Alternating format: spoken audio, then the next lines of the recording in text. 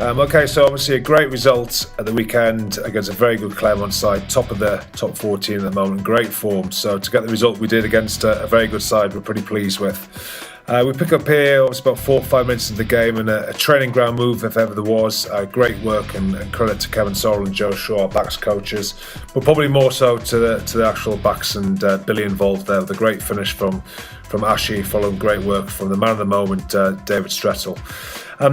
So Clermont responded pretty quickly 5 minutes later. We actually defended the maul pretty well, and just a couple of spacing issues there defensively with our backs, and caused a big line break. They've got some dangerous runners of Clermont and exposed us, obviously, cruelly. Brad Bowden did his very best to stop the try, and obviously the referee felt pretty comfortable to award it without going to television replay, which may have been worth a second look from my opinion, but not to be.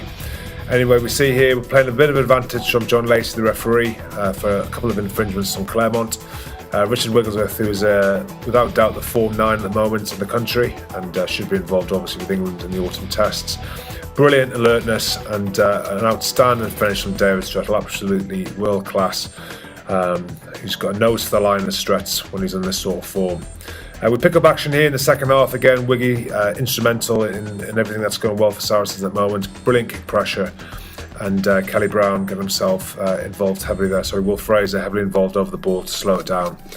And we see here just trying to get a little bit of pressure on the 9. Big Billy Vunipola in the backfield carries the ball as he does pretty strongly, taking through 3-4 of their sort of players into a breakdown. We can see there clearly no release and not running away from Clermont, and a well-earned penalty. So we're pretty comfortable at this stage. Obviously a setback with that early score, but we're playing pretty good rugby.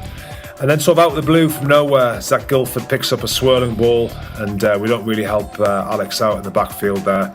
And Billy almost got to Zach Guilford, but not quite. And unfortunately led to obviously a score to them, following a Camille Lopez drop goal.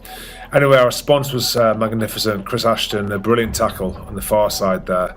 Knocking the ball, spilling it out, and then not 1, not 2, but 5 phases later, David Strettle, again, an outstanding finish in the left-hand corner, showing why he has the hot step of music, why he has feet made for dancing, and scores a brilliant try in the left-hand corner after all this outstanding work from less footwork gifted players.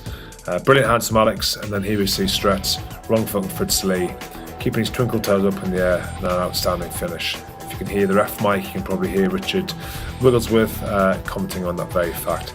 Charlie, as magnificent as he was during the game, nudges over the ball from the touchline to get a 7-pointer there. A great score from obviously the situation we were in just prior to that. Will Fraser, again, another fine performance with a brilliant carry. Neil de Kock again, impressive when he came on. Chris Ashton showing all his footballing skills.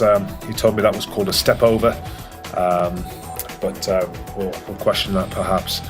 And then we pick up action here, an unusually errant throw from obviously the unfortunately injured Scott Brits, a huge player for us over the last few years, and we're gutted to lose Scala, and obviously everyone's thinking about him. But that led to a penalty from the bravery of Neil de Kock, which led to a great line out, an unbelievable kick from Charlie Hodgson, and a brilliant chase there. We can see at 12-13, an open wing, resulting in a great score for Ashy in the corner. So a huge swing from a potential 7 points to 7 points to ourselves. And here we are, the last scrum of the game.